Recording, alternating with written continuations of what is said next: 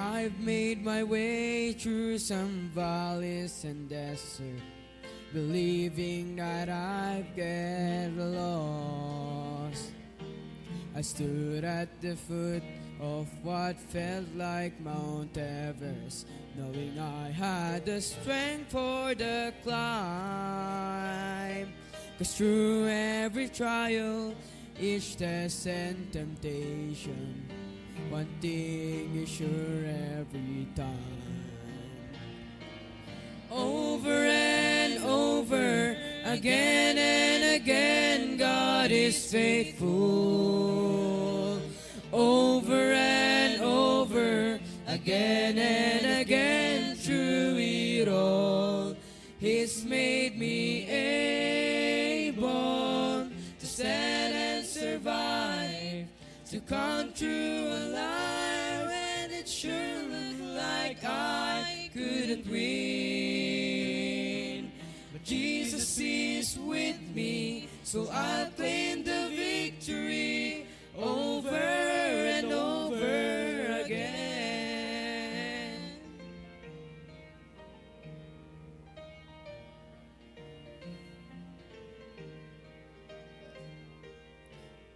Ask me why, I have no hesitation. God does what He says He will do. Well, I'll simply say every battle has taught me there's nothing He won't help me through. So why should I dwell on the hardships and struggles when I look just beyond them? I see the way this will end is with great celebration, and deep in my heart I believe. Over and over, again and again, God is faithful.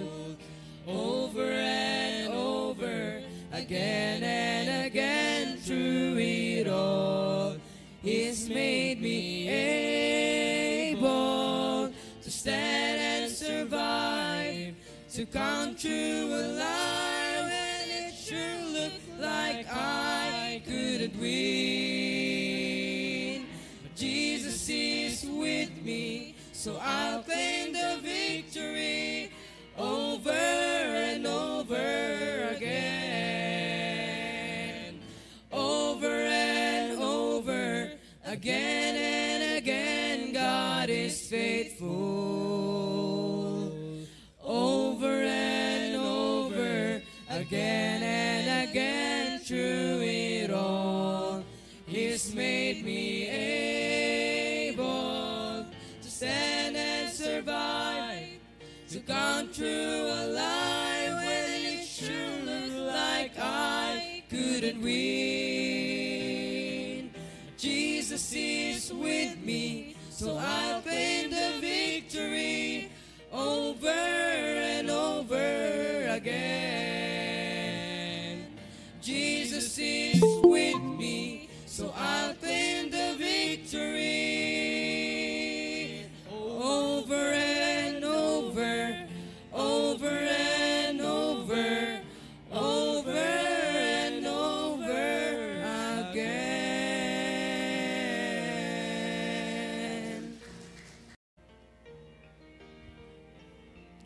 Yes.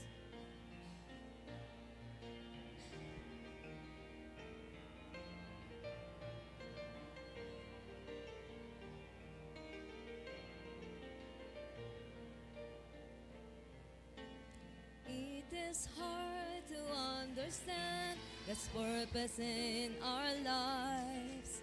It is hard to obey the perfect will of God. But all we need to do is to trust Him with all our heart, because God is faithful every time. God is faithful every time. He will never leave you. God is faithful every time. He will now protect you. Oh,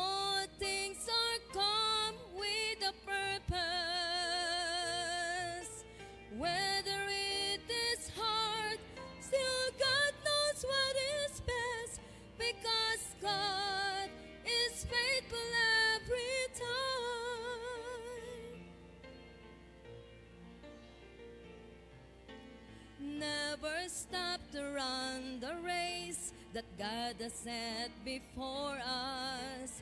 Do your best to reach your goal, and God will take the rest. Lay aside your burden at His feet, because God is faithful every time. God is faithful every time. He will never leave you. God is faithful every time. He will now protect you. All things are come with a purpose. Whether it is hard, still God knows what is best, because God is faithful every time. Whether it is hard, still God knows what is best, because God is faithful every time. God is faithful every time.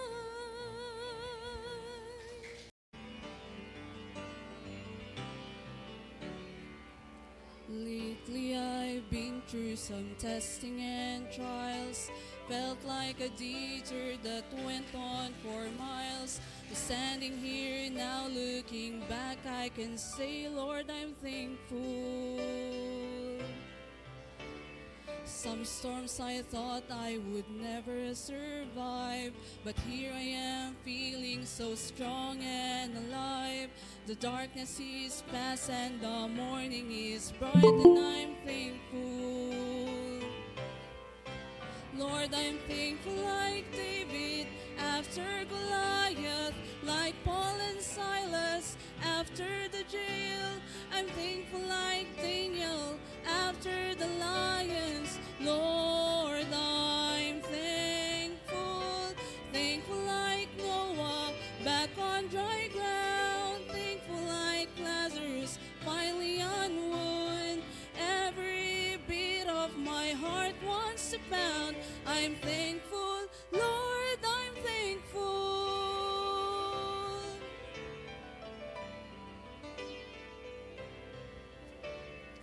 I battled giants of failure and fear, shadows of doubt where my hope was unclear. But all along, Lord, you were hovering near, and I'm thankful. All the seas of my past were a thundering roar that echoed the guilt that I could not ignore. But it's nailed to a cross, and I hear it no more, and I'm thankful. Lord, I'm thankful like David after Goliath, like Paul and Silas after the jail. I'm thankful like Daniel after the lions. Lord, I'm thankful. Thankful like Noah back on dry ground. Thankful like Lazarus finally on wood. Every beat of my heart wants to pound. I'm thankful, Lord, I'm thankful. Thankful like Noah back on dry ground. Thankful like Lazarus finally on wood. Every beat of my heart wants to pound. I'm thankful, Lord, I'm thankful. I'm thankful, Lord, I'm thankful.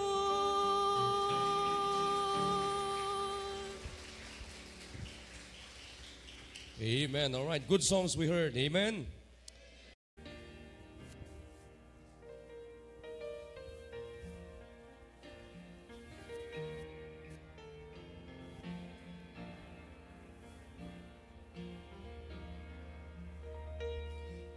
When the hurt goes deeper than the deepest place your heart has ever known, when you're standing in your darkest trial and it seems you're standing all alone, when the tears fall down like bitter rain and you're wondering if the sun will shine again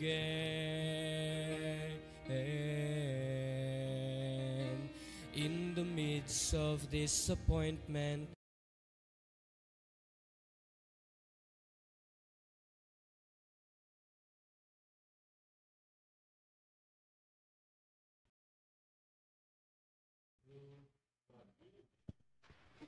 Amen. Good morning po sa ating lahat. May mga agsaba tayo amin, kakabsat. At oras na sa ating family devotion. At wala pang sa Google Meet ay wala pa tayong kasama. Ano ba?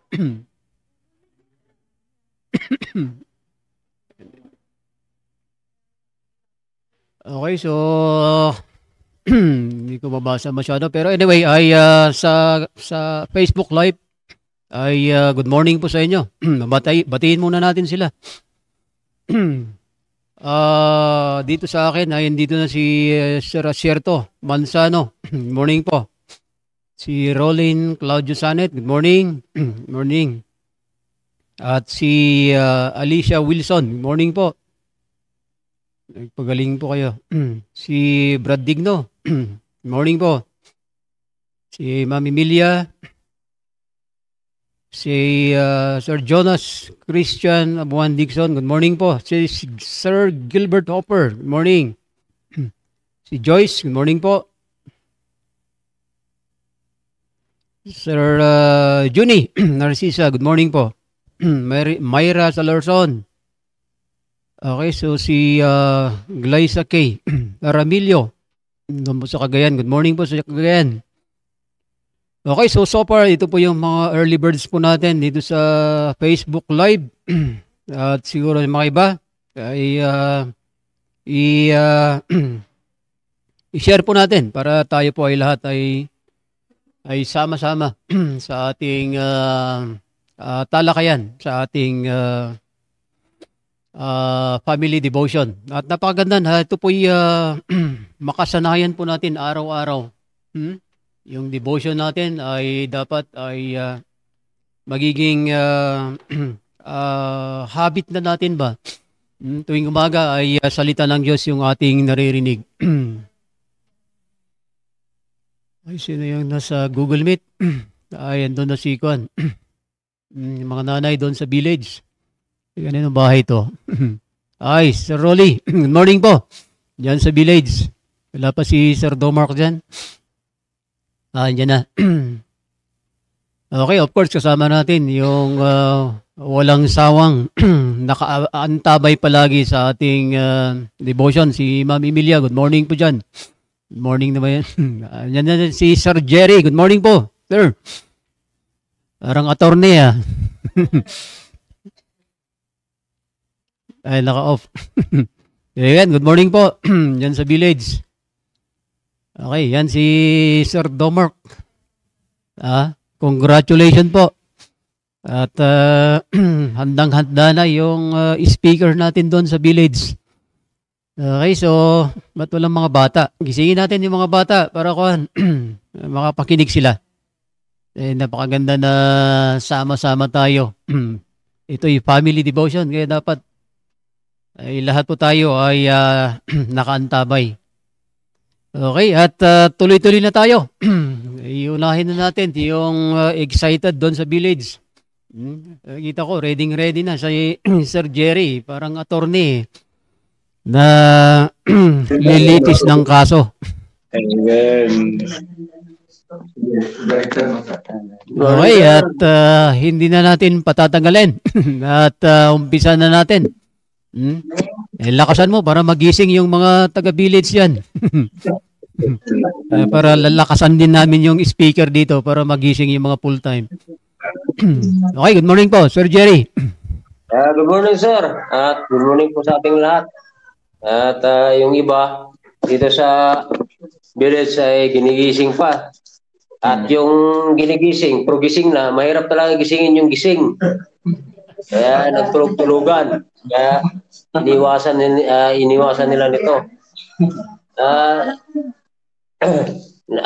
Okay ba, sir, ang yung internet?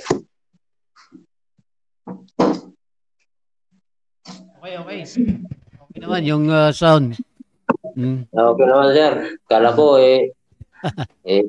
papatay-patay. Kung papatay-patay, okay lang siguro. Maliwanag na maliwanag. Pati yung noon, no, lumiliwanag na rin. Oo nga, sir. Sobrang stress.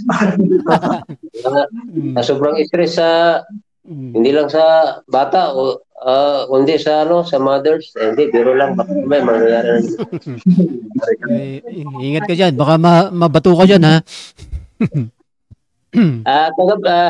Kahapon, bago na natapos naglaba, gumawa ko ng kung anong sasabihin ko ngayon sa ating devotion. Buti, sinipa ako na, akala ko ang sumipa sa akin yung misis ko. Yung anak ko. Kaya nabasa ko yung chat ni Sir Dumer. Sabi doon, Sir Jerry, doon tayo kay Mama Gabita. At gagawa ka ng minsay about soul winning and disciple. So, mula noon, nagising ako, hindi na ako nakakatulog uli. Kaya gumising ako, tumayo ako at nag-aral ako kung anong sasabihin ko. Kasi nabago yung minsay. Pero ganun pa man, ay nakakahiya man kasi dati ginagawa ko at ngayon sasabihin ko at wala tayong magagawa kung pag sinabi ito ang minsay at gagawin natin. So hindi po natin patatagalin, sir, at dito po buksan po natin ang ating Bible sa Matthew chapter 28 verse 19. Matthew chapter 28 verse 19. So ako na po magbabasa, sundan lang niyo po ako. Go therefore and teach in nation, baptizing them in the name of the Father and of the Son and of the Holy Ghost. So dito po, sandali lang po, medyo malabo na yung salamin ko.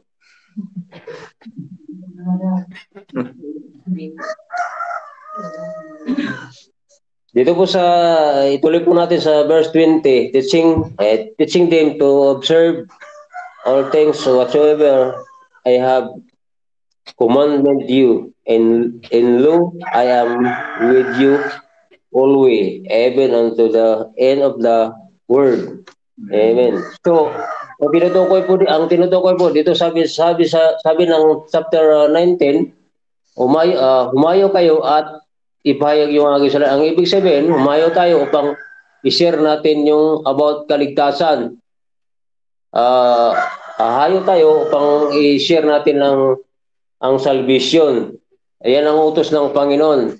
Sino po ang inutusan nito? Yung tumanggap sa kay Kristo ay bilang nating tagapagligtas, yung tumanggap na sa Panginoon.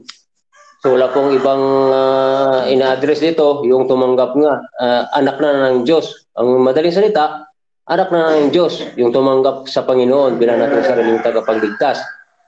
So sa totoo lang, ako matagal na rin akong hindi nakapag aminin ko man at medyo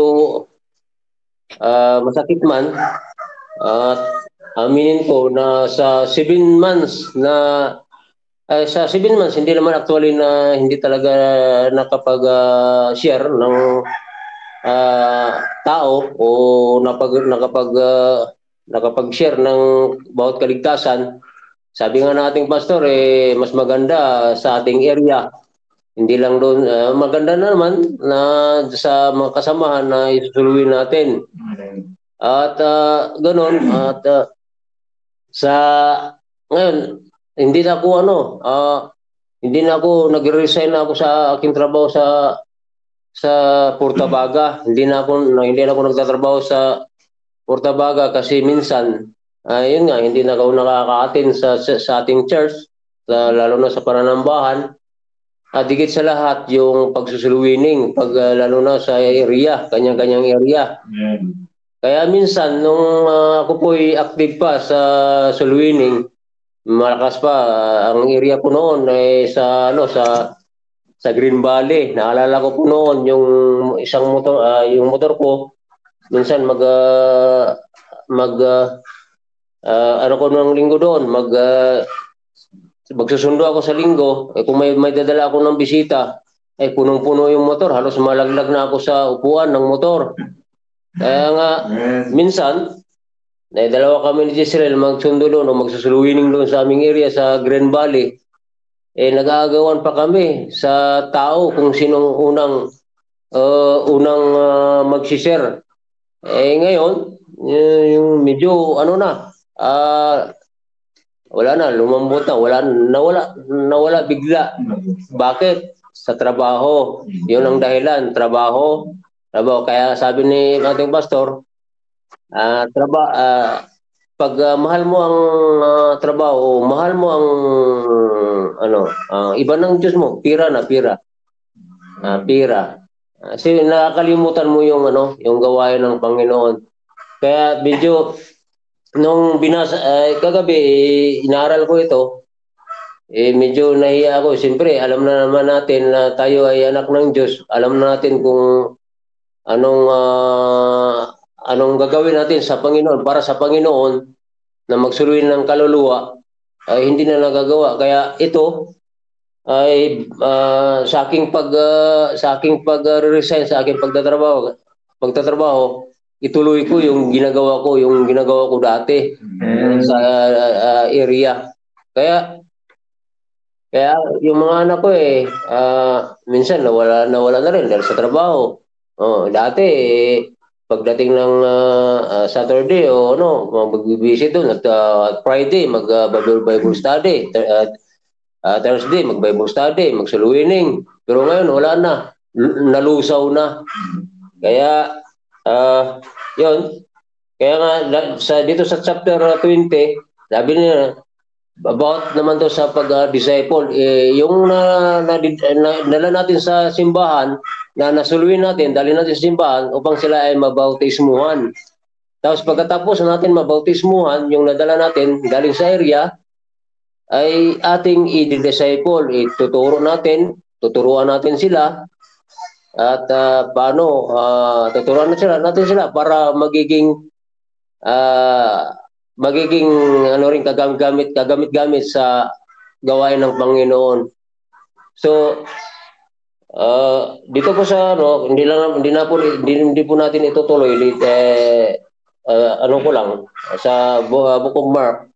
Sabi rin ni John dito, paano siya nangaral sa about repentance, yung bautismo, pangaral ng mga tao, si John the Baptist. Hindi lang natin itutuloy doon, parang ko lang. Ngayon medyo mga anak ko nga, pag sinabing kagaya ngayon, punta tayo, devotion.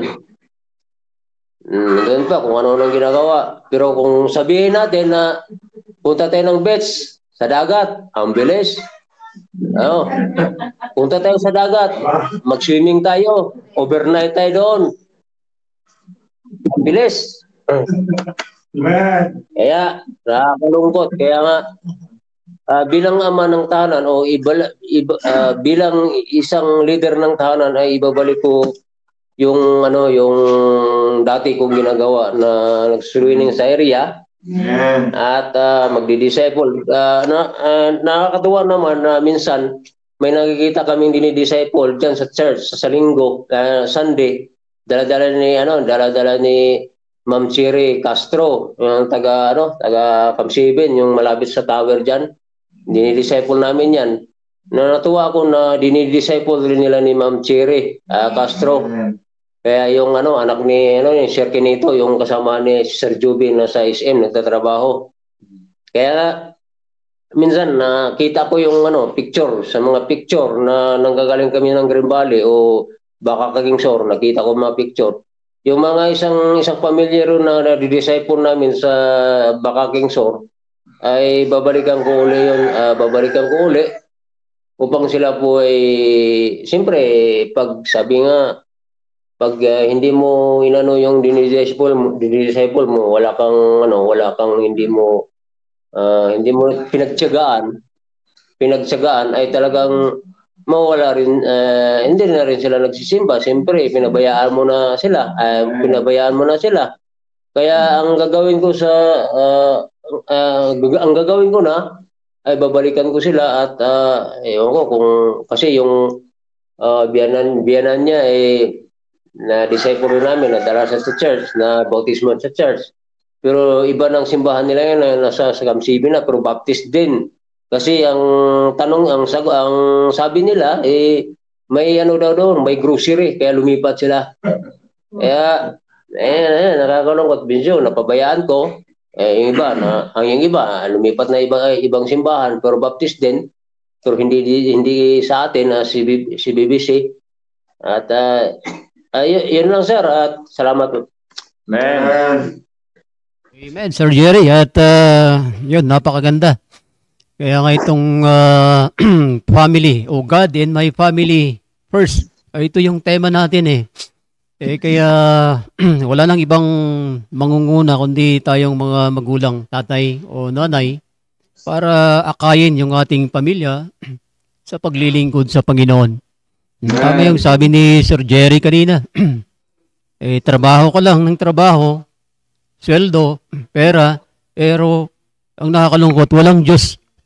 Yan ang nakakalungkot. Kaya napakalaga yung kahit nagtatrabaho ka man, basta nandoon ang Diyos sa iyong buhay, sinusunod mo yung tagubili ng Panginoon, ay yung the best. Okay, at parang dalawa ata yung inatasan ni Pastor dyan. Wala yung isa. Sir Mark, sige. Okay, good morning po. Substitute sa isa kasi si Sir David sana ngayon wala, baka may ginagawa. Ayan. Sige, tuloy-tuloy po tayo. Dito tayo sa ating pinag-usapan na commit to win souls and disciple others. Yun, napakaganda po yung sinabi ni Sir Jerry. At yun, preaching na yun. Bira sa buhay niya na babalik siya, nag-commit siya na bumalik sa pagwiwin ng kaluluwa, pagdi-disciples, at lalong-lalo na sa pananambahan na Makaaten. Kaya laharas naman kung titingnan natin yung sinabi niya kanina, yun talaga ang rason din ng karamihan bakit hindi makapag-involve sa ministry dahil nga sa trabaho. Diba? So, kung alam natin tayo bilang anak ng Diyos, ay alam natin na yun ang parang against na, ay talagang kung ang puso natin ay talagang nasa Panginoon, ay talagang magbibigay ang Panginoon ng way para hindi masagasaan yung kanyang kanyang gawain. Kaya yun, maganda yung commitment ni Sir Jerry na bumalik sa ulit. Kasi maraming mawala talaga Lalo na sa pamilya, mawala. Ay nako, bira, nakalungkot talaga. Mawala na sa ministry, mawala na lahat sa pagsusulwining, pagdi-disciple. Nako, saan kaya patutungo ang pamilya natin? Kaya sa isip-isip ko nga, sa akin, pag gano'n ang mangyari sa akin, pag ako ang mawala, ay nako, saan ako pupunta? Diba? Saan tayo pupunta? Buti na lang, meron tayong salita ng Diyos na nagpapaalala sa atin na pwede tayong bumalik. Ayan, so dito tayo in Book of John chapter 3 and verse 16. Madali lang po yung pag-usapan natin.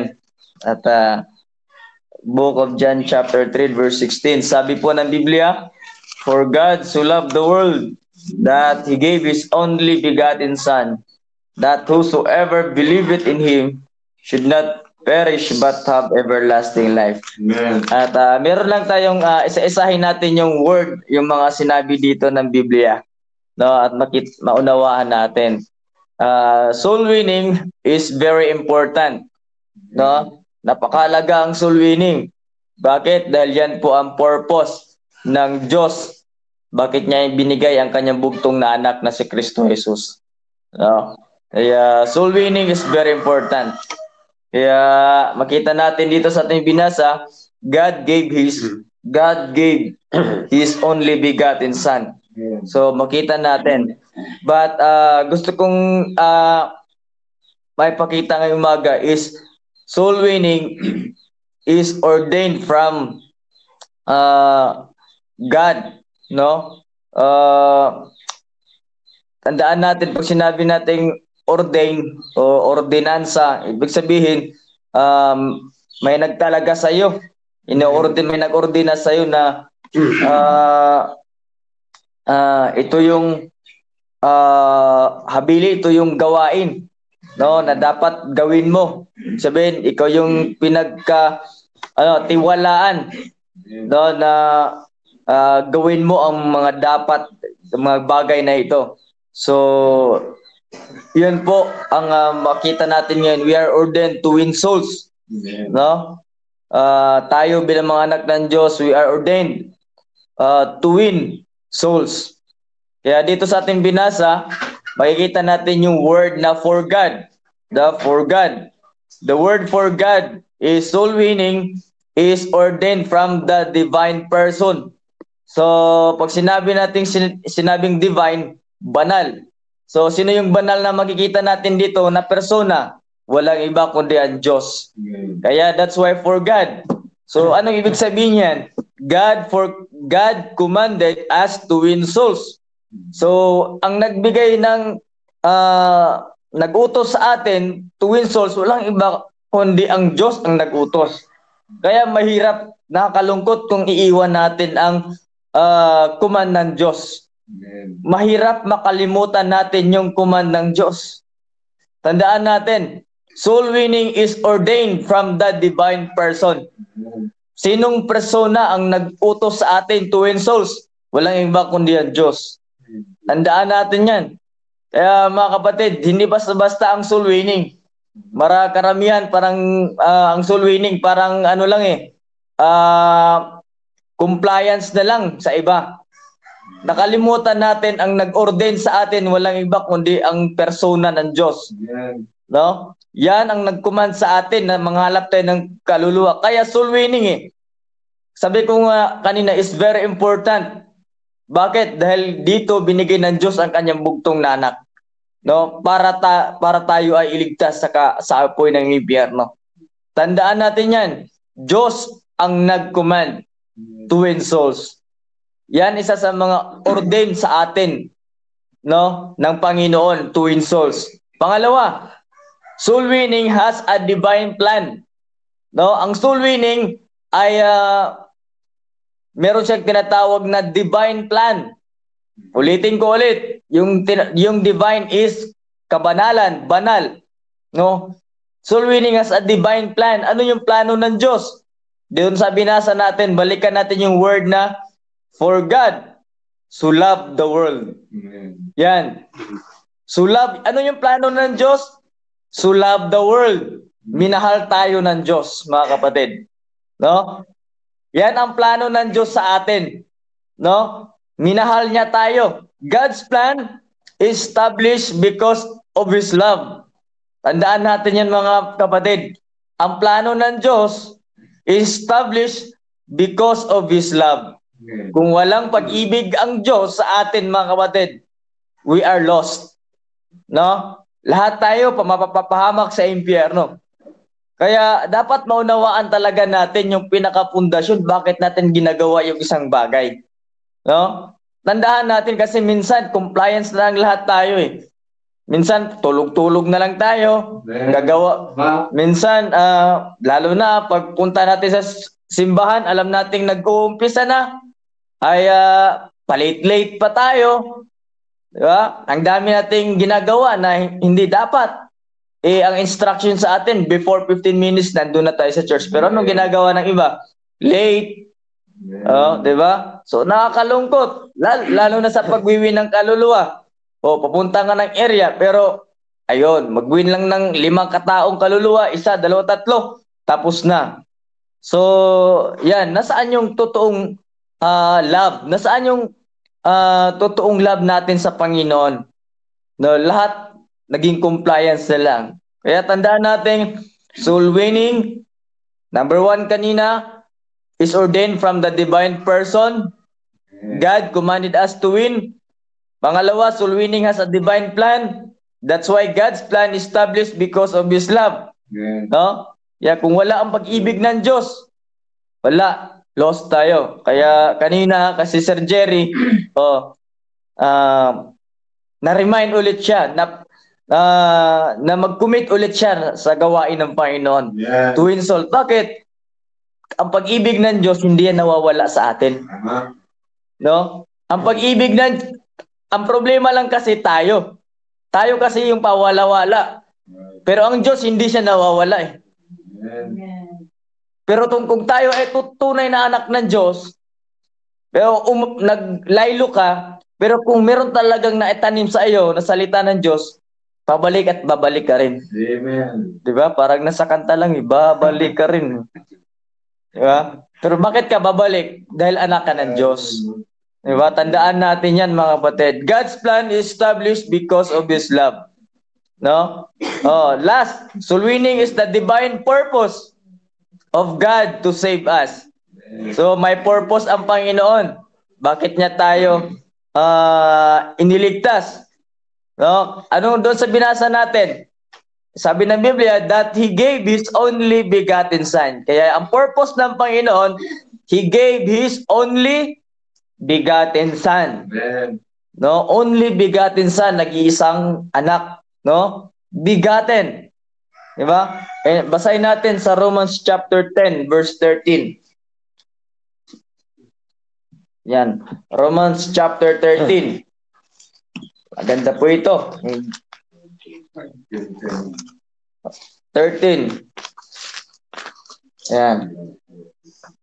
Verse 13. Sabi ng Biblia, chapter 10, verse 13. Yan. Chapter 10, verse 13. For whosoever shall call upon the name of the Lord shall be saved. How then shall they call on Him in whom they have not believed? And how shall they believe in Him whom they have not heard? And how shall they hear without a preacher? And how shall they preach except they be sent? As it is written, how beautiful are the feet of them that preach the gospel of peace and bring glad tidings of good tidings. Oh, di ba? Makita natin ang trabaho ng isang anak ng Diyos. Mga kapatid, we preach Jesus Christ. Tandaan natin yan. Ang pinipreach natin, walang iba kundi ang Panginoong Jesucristo. No? Kaya, yun ang purpose ng Panginoon, that He gave His only begotten Son. No? If God gave His Son, therefore we ought also to give our life to share the gospel of Christ.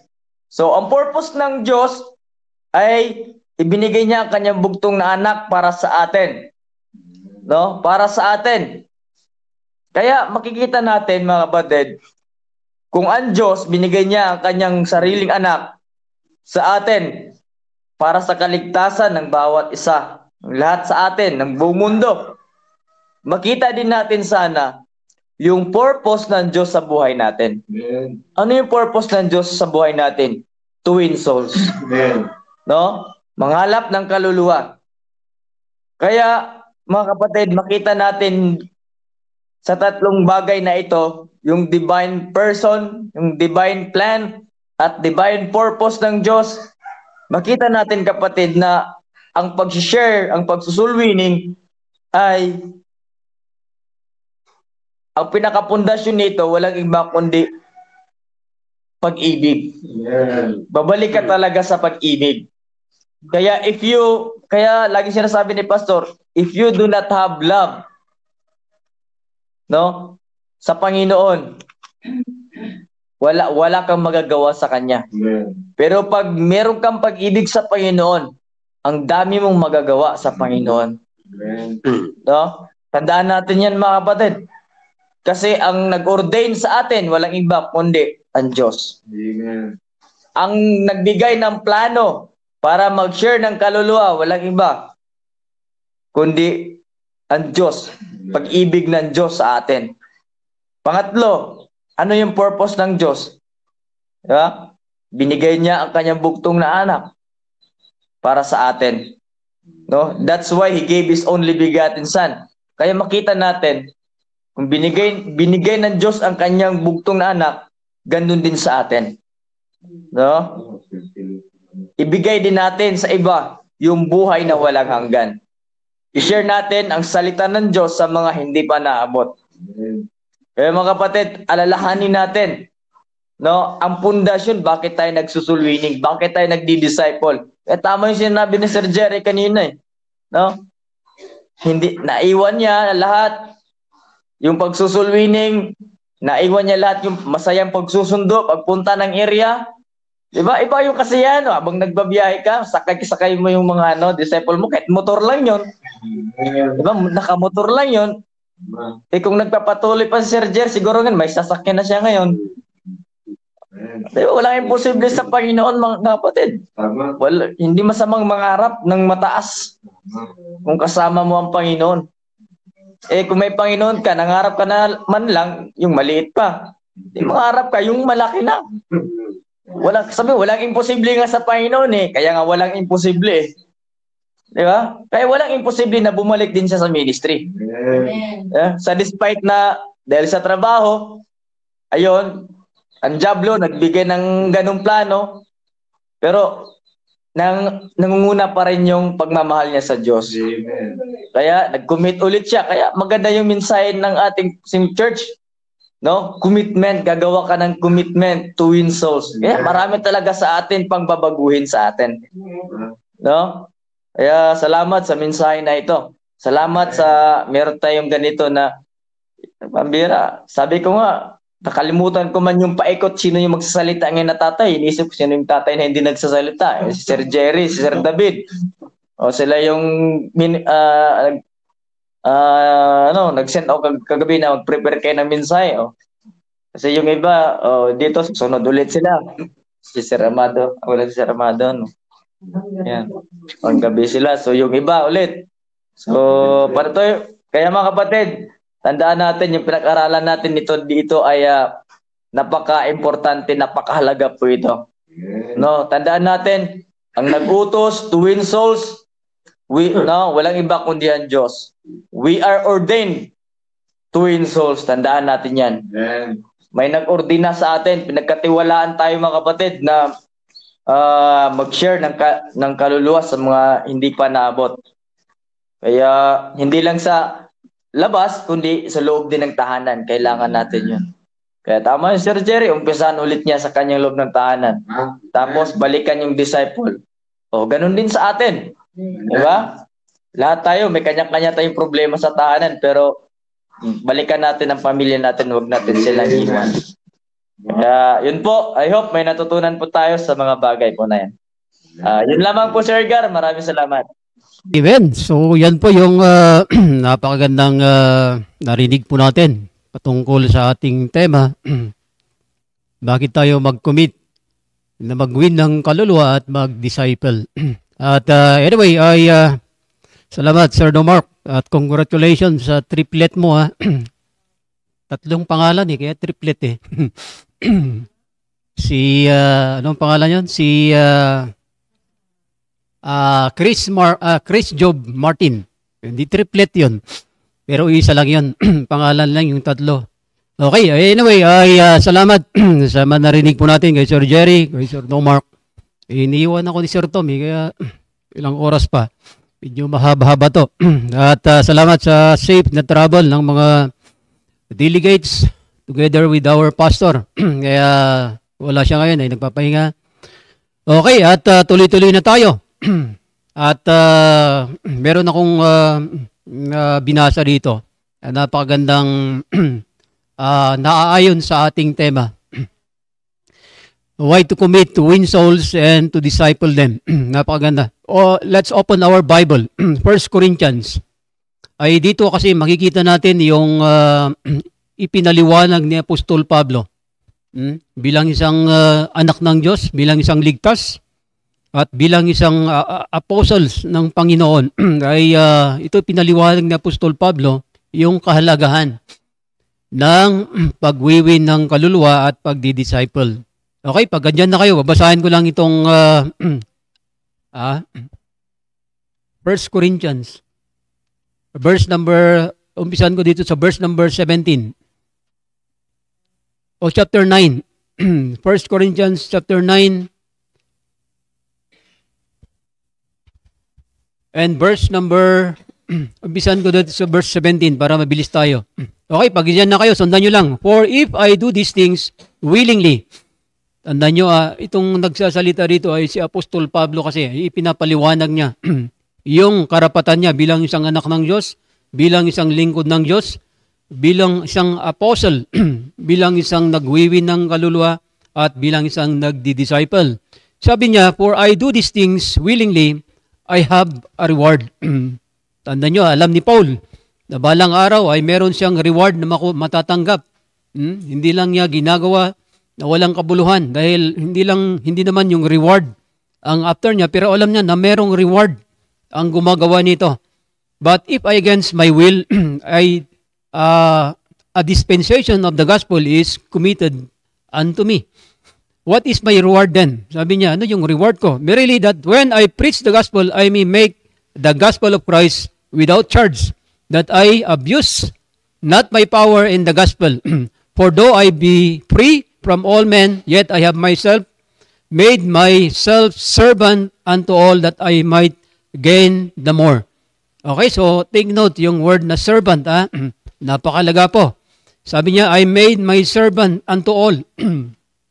At bilang isang lingkod ng Diyos ay gawin po natin yung sinasabi ni Apostol Pablo dito, na kung saan ay ginawa niya sa kanyang sarili at siya ay nagtagumpay. That I may gain the more. Alam niyo ba na dito sa chapter na ito ay 5 times na binanggit ni Apostol Pablo yung word na gain. Sa Greek word kasi yan ay kerdios or kerdinos. Na ibig sabihin yan ay to gain. So sabi niya dito, for though I be free from all men, yet I have made myself servant unto all, that I might gain the more. And unto the Jews I became as a Jew, that I might gain the Jews. To them that are under the law, as I under the law, that I might gain them that are under the law. So makita nyo ay paulit-ulit na sinasabi ni Paul dito yung word na gain. And that is to win them. And verse 21, to them that are without law, as without law, being not without law to God, but under the law to Christ, that I might gain them that are without law. Sabi niya in verse 22, to the weak became as I weak, that I might gain the weak. I am made all things to all men, that I might by all means save some. Okay, so ang pag-aaralan natin, yung effective, how to become an effective soul winner and discipler. Dito kasi pinakita ni Apostol Pablo yung kanyang pamamaraan. Paano siya mag-win ng kaluluwa, paano siya mag-disciple. Ano yung binanggit niya dito na unang-una? Ito yung unang puntos na. An effective soul winner has a servant heart. Sabi niya dito sa verse 19, For though I be free from all men, yet I have made myself servant. So ito yung isang napakagandang makuha natin lahat.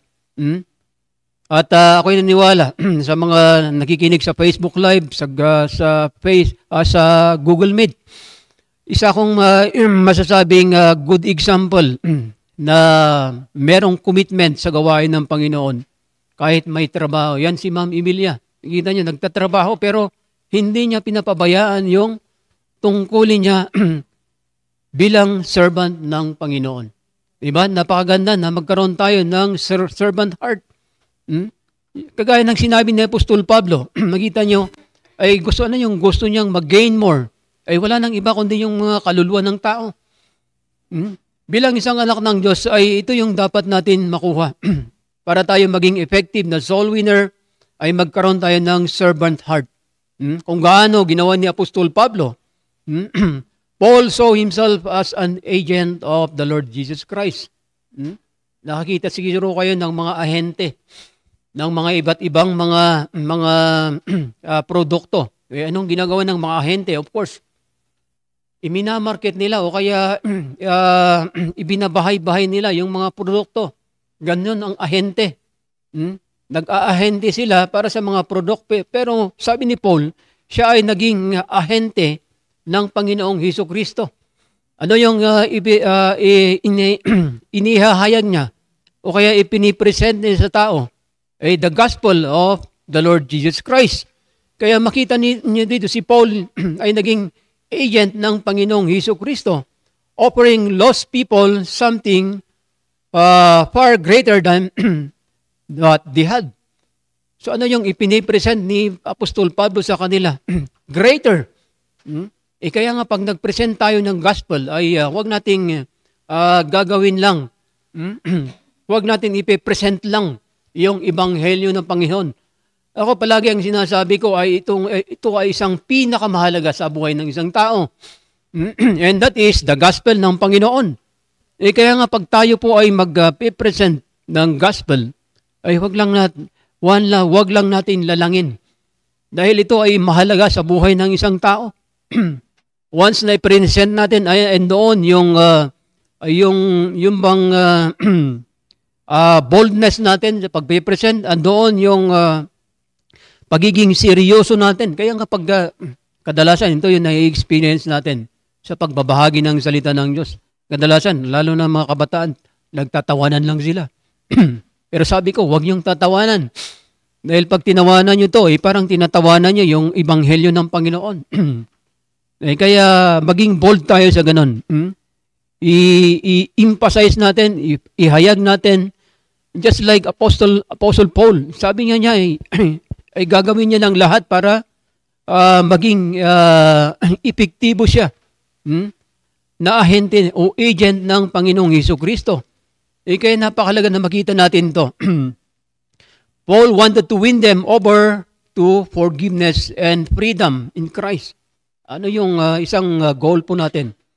Na sila ay magkaroon ng Kristo sa kanilang puso at isipan. Magkaroon sila ng freedom. Freedom na magkaroon ng Diyos sa kanilang buhay. So Paul sought to win them over the grace of the gospel. Tandaan po natin, sa biyaya ng ebanghelyo ng Panginoong Hesukristo, ay tayo po ay nagagamit. Because the gospel or the grace of God, that is the power of God. Tandaan po natin, hindi yung kapangyarihan natin ang umiiral pag tayo po ay nagbabahagi ng salita ng Diyos. Tayo lang ay instrumento para tayo po ay maging effective na soul winner. Tandaan po natin, Paul described and displayed. Ito yung mga bagay-bagay para tayo po ay maging effective na soul winner. Unang-una, magkaroon tayo ng servant hearts. Paul stated that he had made himself a slave. Tandaan nyo. Ito yung hindi natin nagagawa kung minsan. Hindi natin makayanang gawin. Maging slave tayo ng Panginoong Hesukristo. Dahil napapagod tayo eh. Nagsasawa tayo. Kaya kung minsan nagdidesisyon tayo na tumigil. Kaya sabi ni Sir Jerry kanina, ano ang nag-udyok ulit sa kanya na babalik sa ministry? Hindi naman si Satanas, kundi ang Panginoong Hesukristo. Because God has the power. Tandaan po natin yan. Kaya nga dapat makita natin yung pagiging slave ay dapat ay in order to win more people to Christ, ay maging slave tayo. Magkaroon tayo ng servant heart.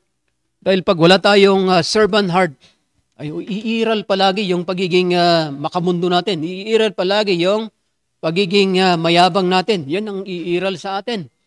Tandaan po natin, andyan na yung lust of the flesh, lust of the eyes, and the pride of life.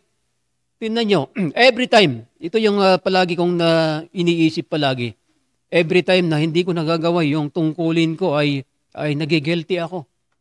At naiisip ko palagi na dapat pala tayo po ay maging servant, maging slave tayo ng Panginoon para tayo po ay andoon yung patuloy na pagsunod natin. Just like Paul, ikinonsider niya yung kanyang sarili na slave ng Panginoon. Naging bond slave si Apostol Pablo para gawin niya yung dapat niyang gawin para kay Kristo. Hmm? He made a lifestyle practice to show honor and respect to any person, mga Hudyo man or Gentile yan, sabi niya noon, in order to win them over the faith in Christ. So dapat to yung makita natin sa pagwiwin ng kaluluwa. Maging slave tayo, magkaroon tayo ng servant heart para magawa natin yung tungkulin natin bilang isang anak ng Diyos. Dahil tindan nyo, pag hindi mo gagawin yun, hindi mo isipin na ikaw ay slave ng Panginoong Jesucristo, ay gagawin mo rin yung gusto mo.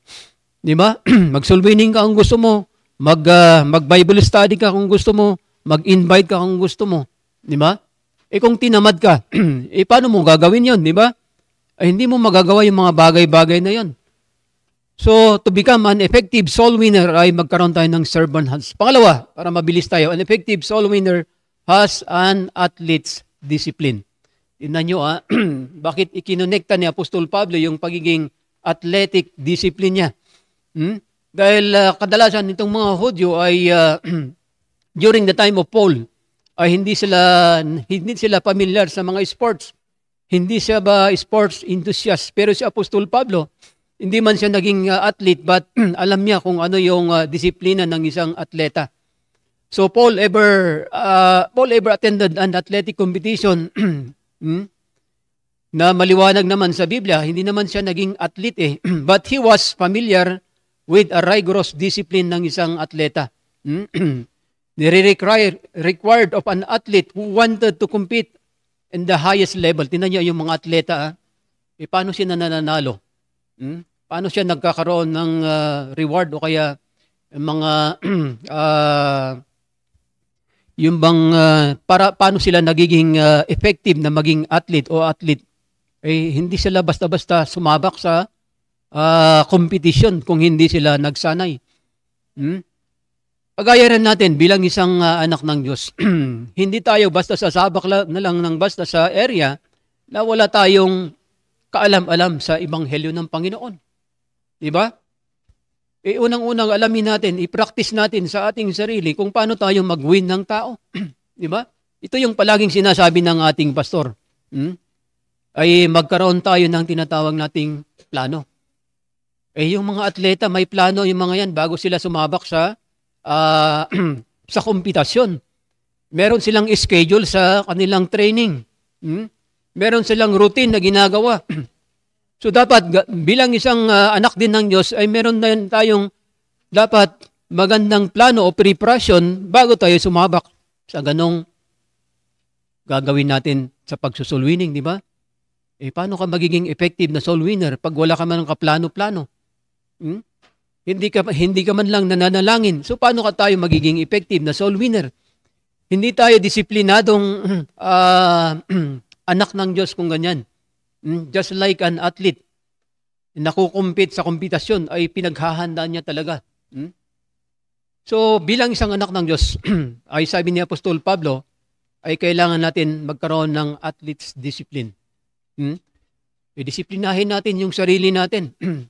Manalangin tayo, pag oras ng panalangin, kung kailangan mag-aral tayo, magplano tayo, at kung kailangan magplano tayo, magkaroon tayo ng listahan para hindi natin makalimutan.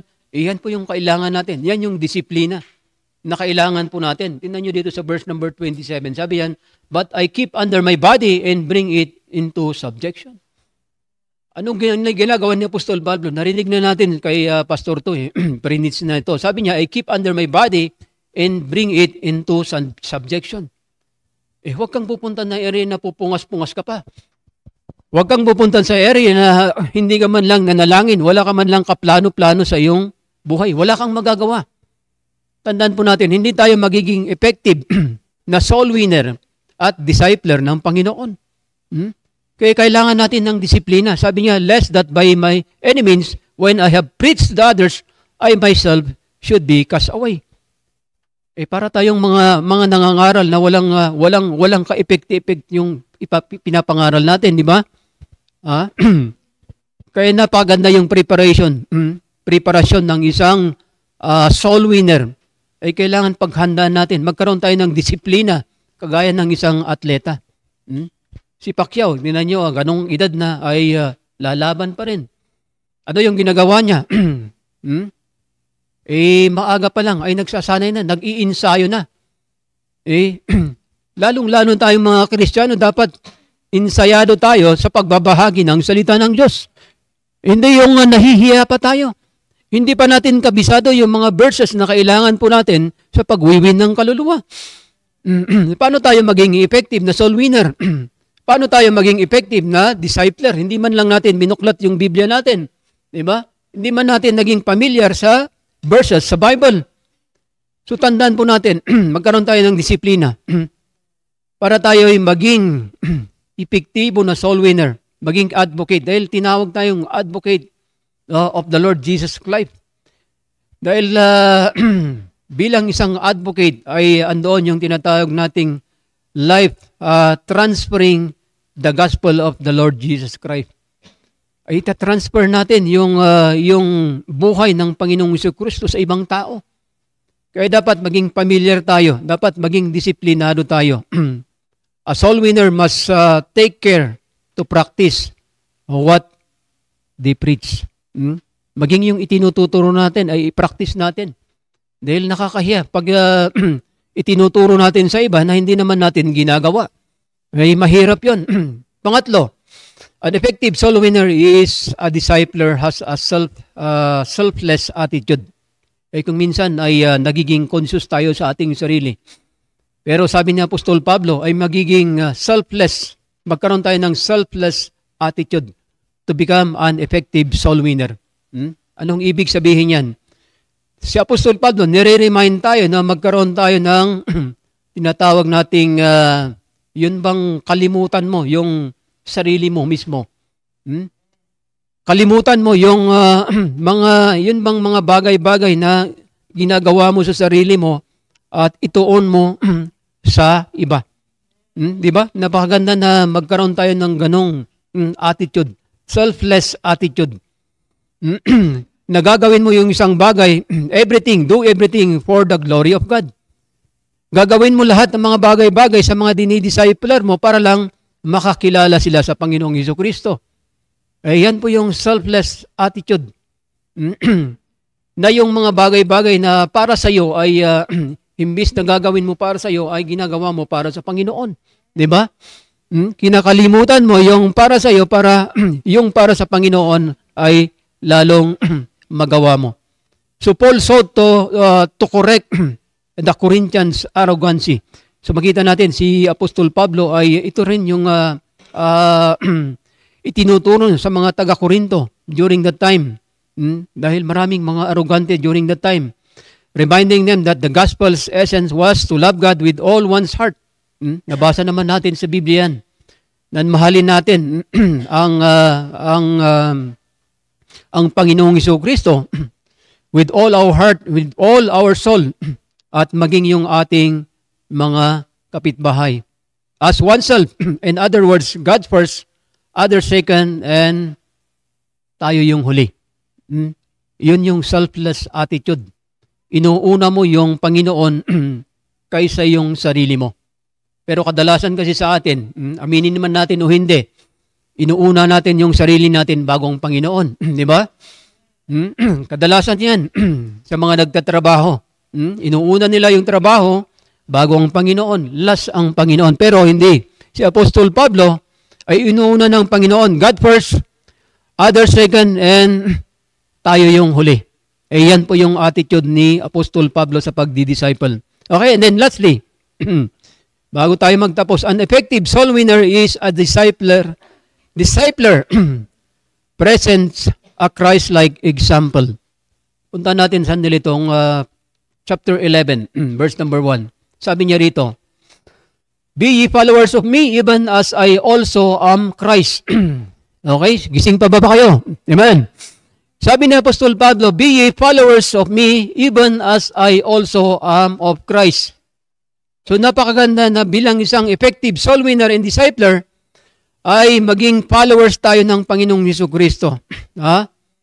Magkaroon tayo ng Christ-like example.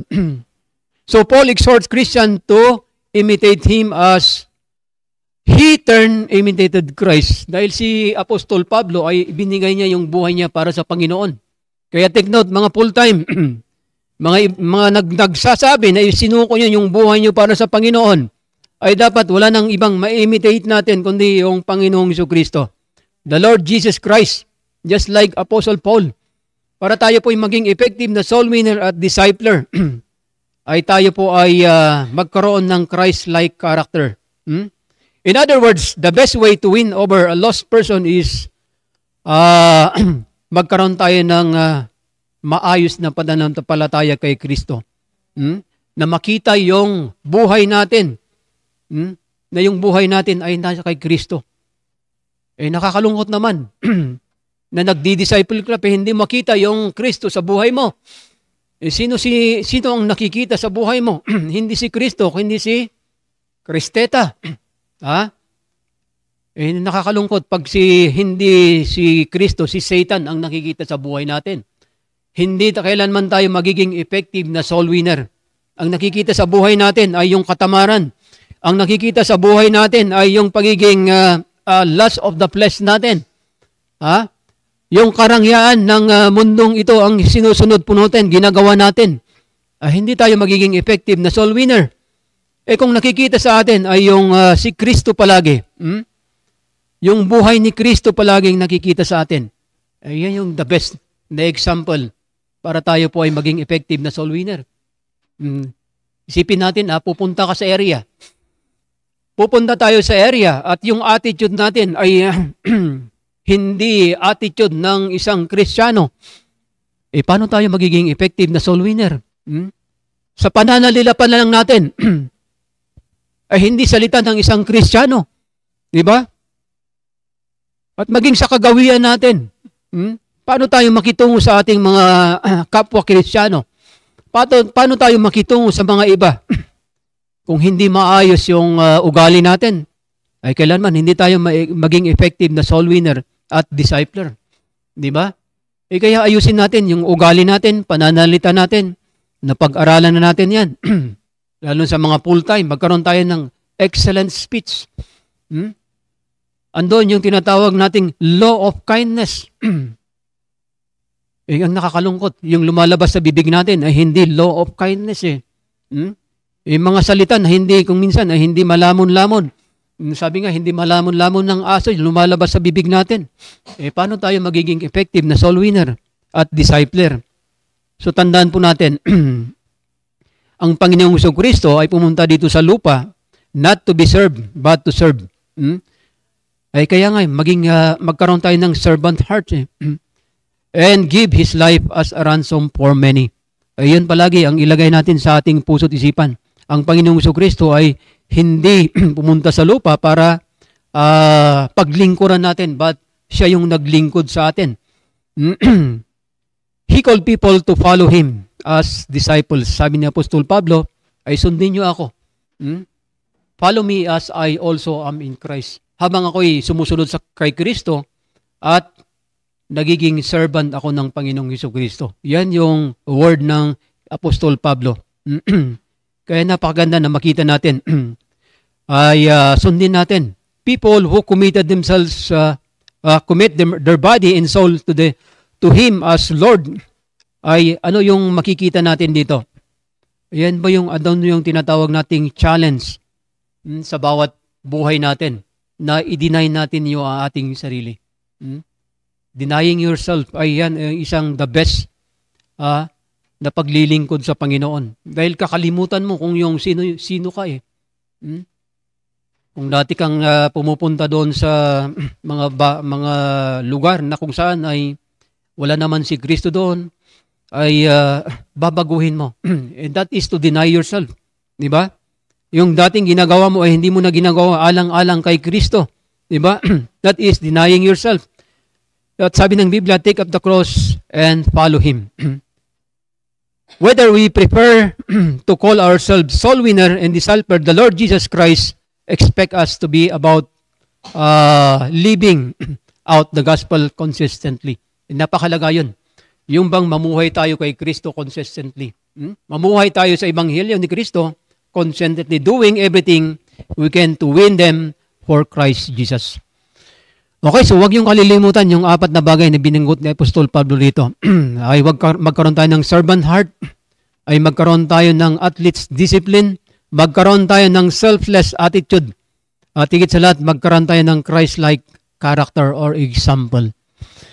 Okay, so I hope na meron tayong naunawaan at tuloy-tuloy lang tayo. Ay huwag tayong magsawa. Basahin yung Biblia, sabi nga ng Biblia, let's meditate day and night. Para tayo po ay maging effective soul winner at discipler. At higit sa lahat, yung pamilya po natin ay sama-sama tayong maglingkod sa Panginoon. God and my family first. Yun po yung napakaganda. And of course, kasama natin ngayon si Mami Emilia. Some few words, Mami Emilia, bago tayo magtapos.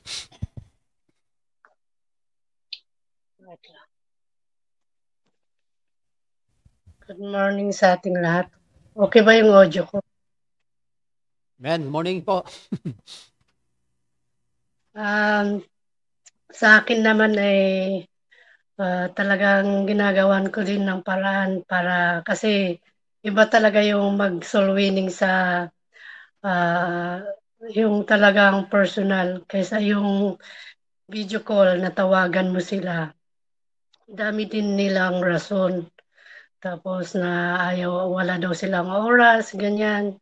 Pero pag nakita mo yung mga account nila, FB nila, TikTok naman sila ng TikTok. Kaya nakakalungkot yung gano'n na iba yung inaano talaga nila kaysa yung sabi ko nga kahit 5 minutes or 6 minutes, bigyan mo lang ako ng gano'n. So ayaw pa rin nila. Kaya minsan 15 ako na mini-message, wala kahit isang tao walang pumayag. Kaya minsan nakakapuntos lang ako sa yung kumukuha ng madam ko ng maglilinis dito ng per hour. So habang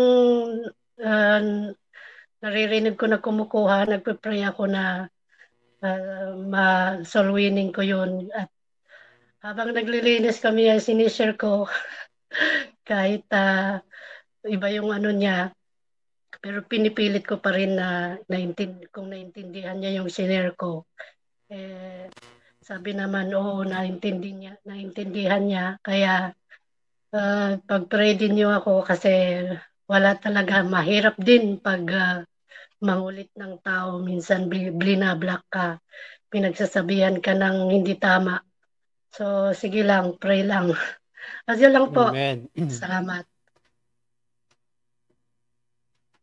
Okay, so Biblia, thank you po. At yan yung isang sinasabi ko kanina na pag-anak ka talaga ng Diyos ay gagawa ka ng pamamaraan. Anyway, Mami Emilia, we pray na one time o kaya during the time ay makasama ka namin sa soul winning. Biruin nyo, ay yung iba naman ay ayaw nang mag-soul winning. May magkakataon na mag-soul winning pero hindi sila nag-soul winning. Iyon ang nakakalungkot. Pero si Mami Emilia, makita nyo naman ay ginagawa niya ng pamamaraan para mapakapag-win ng kaluluwa.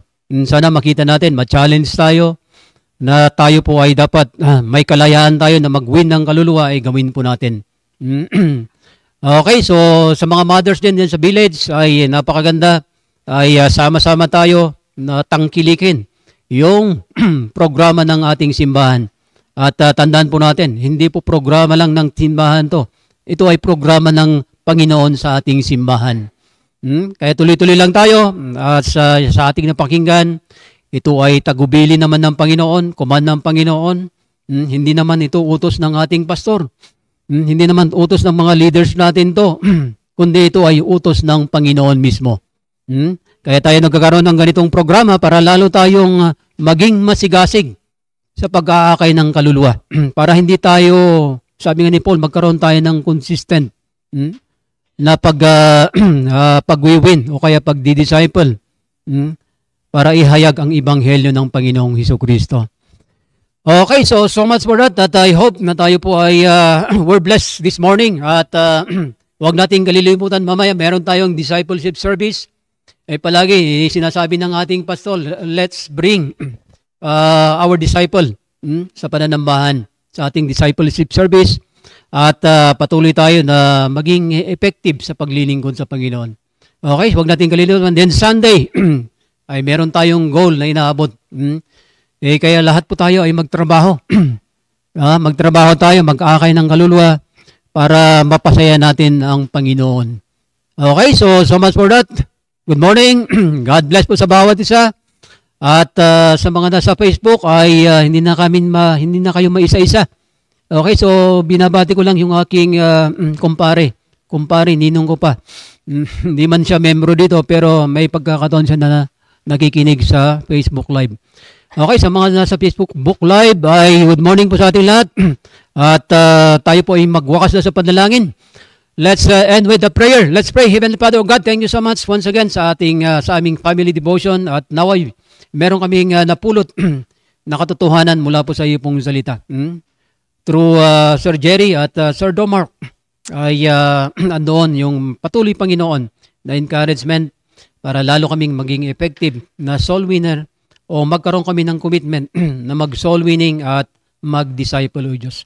Turuan yung mga Panginoon ang bawat sa guide us, O God, sa the rest of the day, Panginoon. At mamay, mayroon kayong discipleship, ay makapagdala kami mga disciples. At sa araw ng linggo, sa araw ng bukas, ay andon yung kasiyahan, kagalakan po namin na magsundo at magdala ng mga bisita. At muli kami po humingi ng kapatawaran sa lahat mga pagkukulang, pagkakasala namin nagawa. Ito pong aming samadalangin sa matamis na pangalan ni Jesus. Amen. Good morning and God bless po. At we love you in the Lord. At patuloy lang tayo. God bless. And to God all be the glory.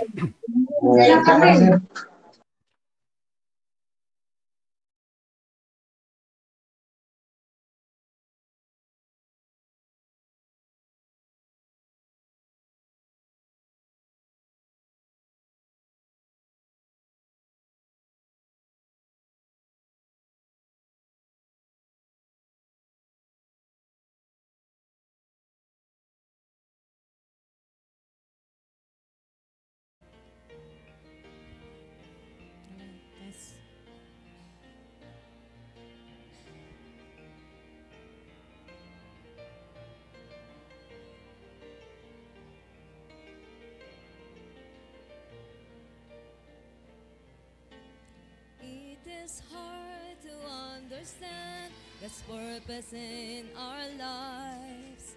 It is hard to obey the perfect will of God. But all we need to do is to trust Him with all our heart, because God is faithful every time. God is faithful every time. He will never leave you. God is faithful every time. He will now protect you. All things are come with a purpose. Whether it is hard, still God knows what is best, because God is faithful every time.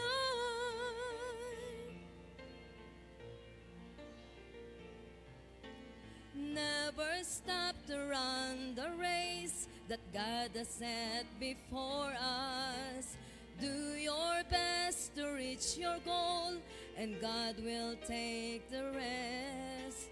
Lay aside your burden at His feet, because God is faithful every time. God is faithful every time. He will never leave you. God is faithful every time. He will now protect you. Oh,